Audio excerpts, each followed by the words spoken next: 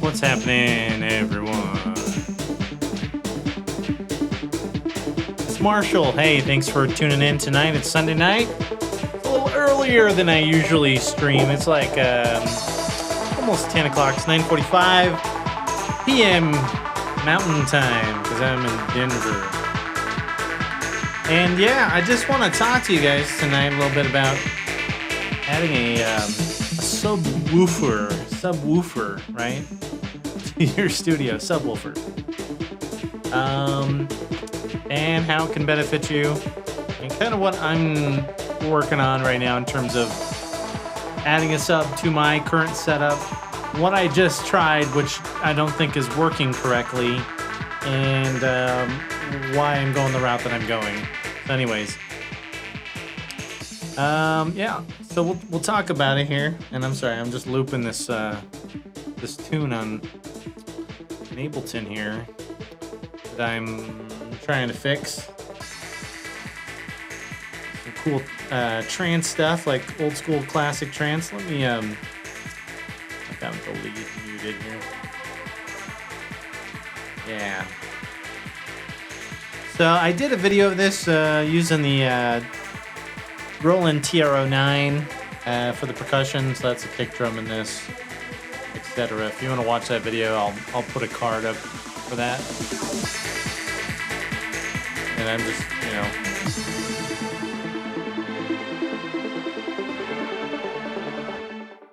Anyway, we'll stop that for now. So let's talk about what you came here to watch, which was talk about adding a subwoofer. So here's the thing. So I have a couple of BX-8As. These are the studio files from like 2004. I think these were the studio monitors I bought back in 2004. These are the very first and only ones I've ever bought, and I've had them forever.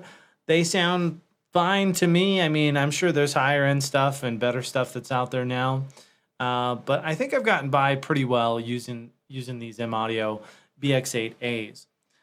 Their frequency response range, I think, goes down to about 35 hertz, somewhere in that range, maybe 40.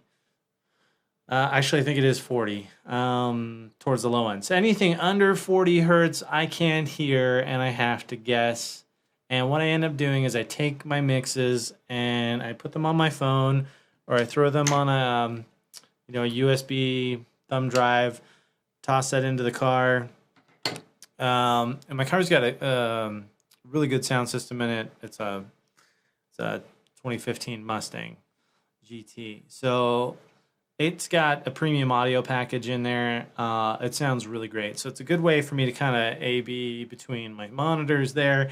And then I also obviously play on like my phone or some kind of shitty speakers as well to see how well balanced everything translates to different sound systems.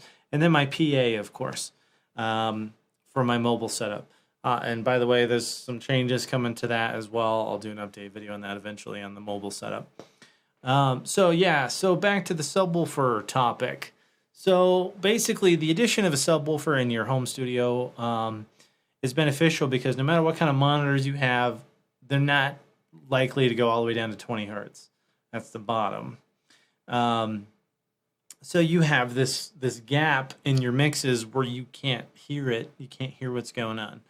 And basically, I've run into an issue where I have several tracks that I'm working on that are part of a full album, I guess, or almost like a compilation of stuff that I'm working on that I really was hoping to release by July, which is probably not going to happen now because of this particular issue. So what's happened normally, like when I do a release, it's like three tracks. I'll do like a 3-track EP or something. So this is the first time I'm doing like more than 3 songs on a release, and it's been a lot of work. So I want it to come out as good as I possibly can make it.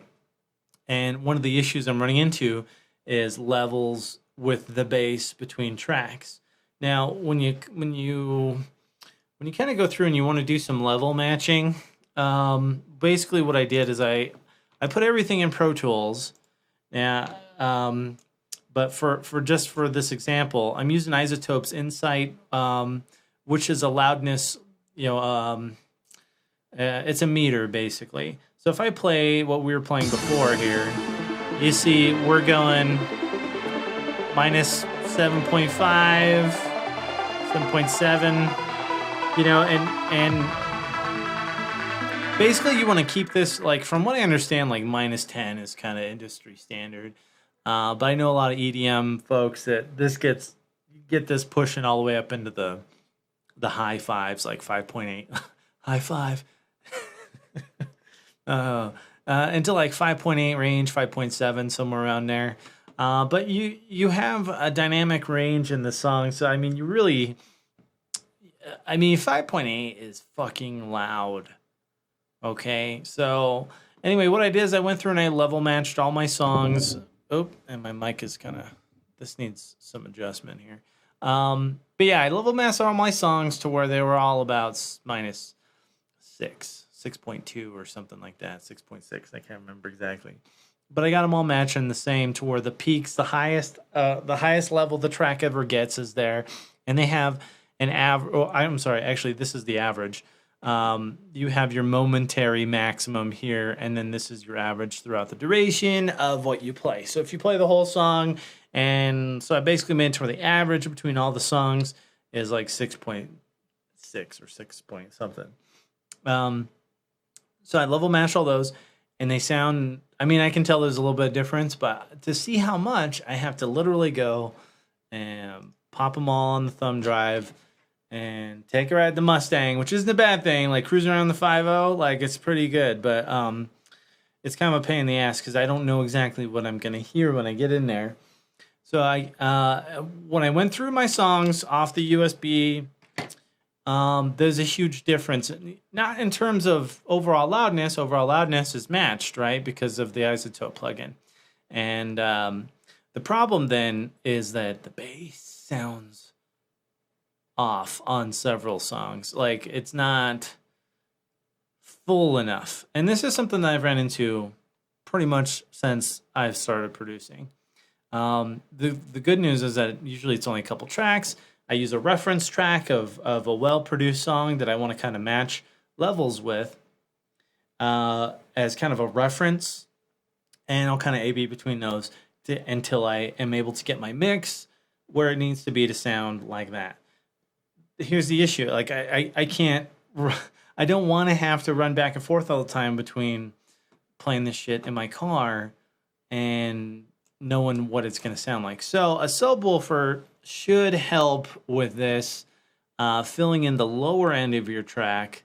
Most of them have a crossover built in that you can adjust. So, I mean, if you have like real tiny monitors, like reference monitors, like little 5-inchers or something, you can probably make that work. Although I would recommend getting something with at least an 8-inch in your primary monitors.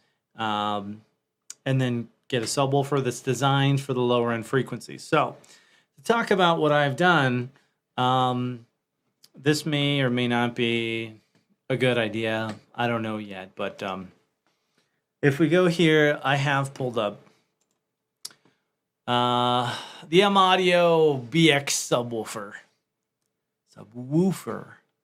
Now, this M-Audio, I think, was bought by Avid or some shit. Like, I don't know what's going on with M-Audio these days. Because they used to release some audio interfaces for Pro Tools. But then Pro Tools no longer has... I mean, they released their audio for their audio interfaces for Pro Tools, but now you can pretty much use anything you want for Pro Tools, if I understand correctly.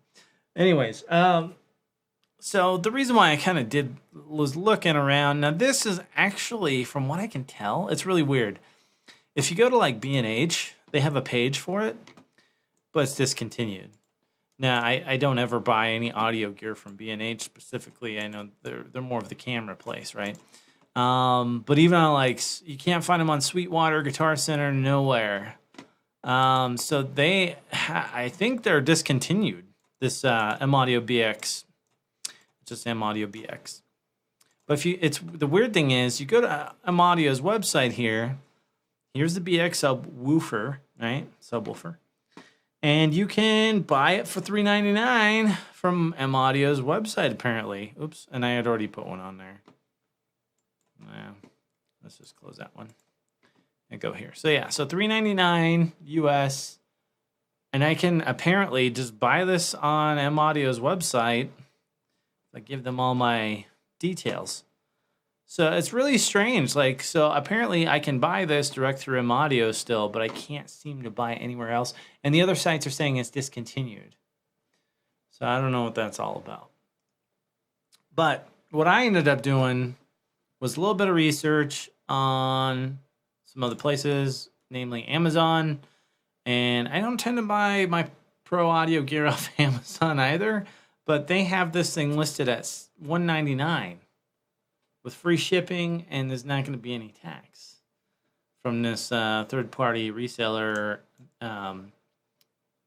PSSL Pro Sound and Stage Lighting.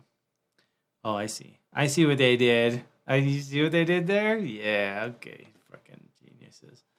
So yeah, I mean, used ones are going for $350. So I mean, I don't know. I think that this may be them trying to liquidate their inventory, and I think that this unit is probably discontinued by M-Audio. So I mean, and there's several other subwoofers I kind of looked at, but I mean, basically, I need something that'll fill in below 35-ish hertz, 40, below. This thing will go all the way from 200 down to 20. So that pretty much covers me. And I was just doing some reading, actually, on, I can't remember if it was in here or on their manual. Anyway, I was reading something about the crossover, and basically you set that where you want it, and it will automatically send those low frequencies at the cutoff to the sub and high frequencies above to your monitors. Which means that I should be able to pretty much just have the sub handle the low frequencies, and the my main monitors will handle more of the mids and highs then at that point. And we'll see. I mean, I'll give an updated video once I get this thing in. It's going to be in at the end of the week, since I just ordered it, and it's not obviously going to get here for a while because I don't pay for shipping. So it's going to not get here until probably Thursday or Friday. So I don't know. Again, so the sub portion is semi-important, I think. It's something I've kind of been able to get away with for a while, just because I will listen to on other audio equipment that would get down to that low range. You know what I'm saying? Now, I still think this would probably be trumped by playing it in a club setting. Since I don't necessarily have access to one of those types of systems, it's difficult. But what I did initially here is my PA for my live setup. I have a PA for it. They are the QSC K10s, or what I have on stands, and then I have a K-sub, which is basically two 12-inch subwoofers that face each other, and it's kind of an odd design for a subwoofer.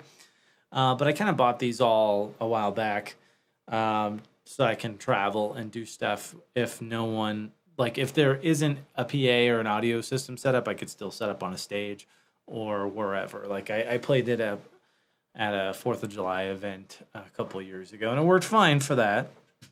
But it does not... The frequency response on the K-sub is kind of shit. I'm going to be honest. It's shitty because it only cuts... I think it goes down to 35 hertz. That's fine.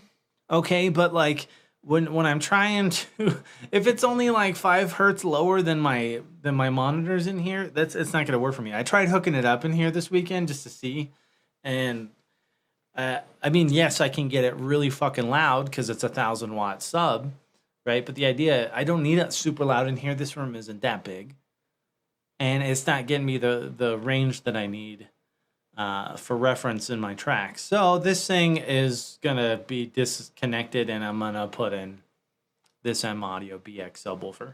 And we'll see how it works. Now, again, the M-Audio brand, I don't know.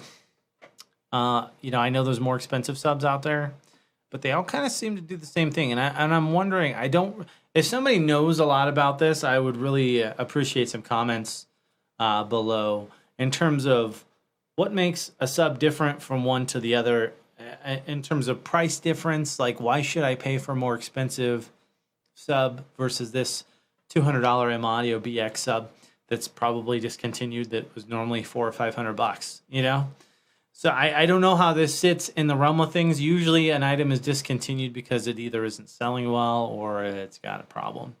So I don't know. We'll see what happens when I get a little nervous. But for $200, I mean, I can't really beat that. And to test it out, that's not going to hurt anything. You know, worst case, I sell it and get something that's higher end. I don't care. But yeah, so here's the specs, 20 hertz to 200 hertz. Yeah. I think that there was kind of an odd thing, though. Let's go back up here and look at... nope, these have TRS inputs and outputs, it looks like. And it comes with a bypass pedal, which that's kind of cool. The K-Sub obviously isn't going to have that because the application is actually meant for PA, not for studio referencing. So... yeah, I'm kind of excited to see how this works out, but it's definitely, this whole issue has delayed my projects now.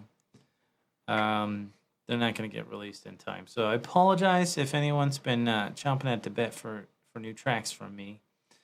They'll be coming out soon, but this is something exciting. Now I do see there have been other subs that I've noticed where the orientation of the speaker is facing down. I mean, you know, I have these things in like my home theater, okay? But they're tiny. They're not. This thing's going to be fairly good size. It's a 10-inch speaker on this one. So I think if there was going to be, for me, just kind of from what I would imagine would be a differentiator between a good sub and a bad sub is construction and placement of that actual sub and the bass port. So this is more of a conventional type of looking sub, I guess, where you have your bass port on the back and your speaker cone faces the the front. So I don't know.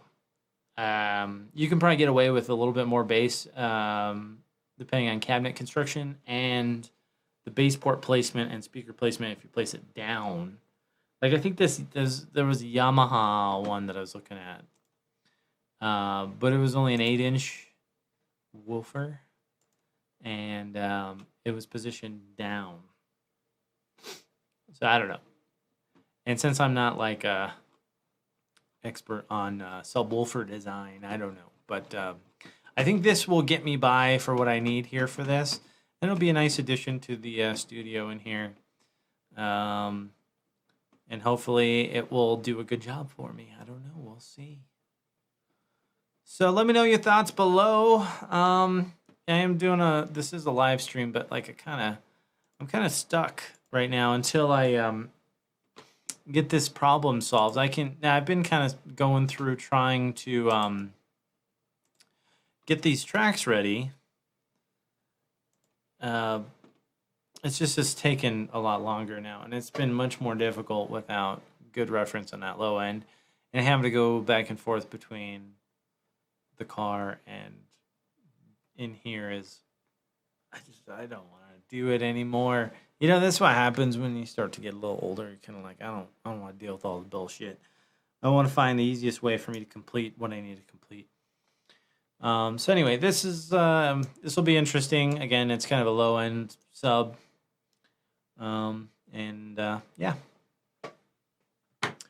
Cool. Thanks for watching, guys. That's all I'm going to do tonight. So I'll be back, probably after this next weekend. I might actually do next Sunday. I might be able to do a show. We'll see. I'm going up to Steamboat Springs for the Mustang rally out here on Father's Day weekend. Me and my girlfriend are going out there. It's going to be a good time. But I'll be gone the whole weekend pretty much. I'll be back on Sunday, but I don't know when exactly. So if I can, I'll do a show. And I should have the M-Audio, whatever the fuck it's called again, SB BX. I don't know why I want to call it SB. They did have an SBX 10, which came out before this, and I can't really tell what the fucking difference is, except for the year of manufacture and a little bit of the, design looks slightly different. Like this gray, the silver on this thing is more of a,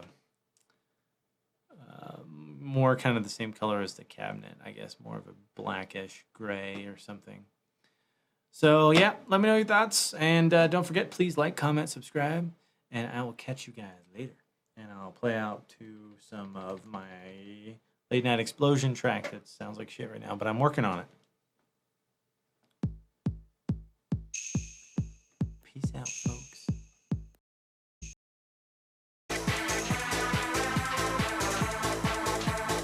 The stream fucking died right at the end. I don't know what's going on. I don't know what I'm gonna do about that.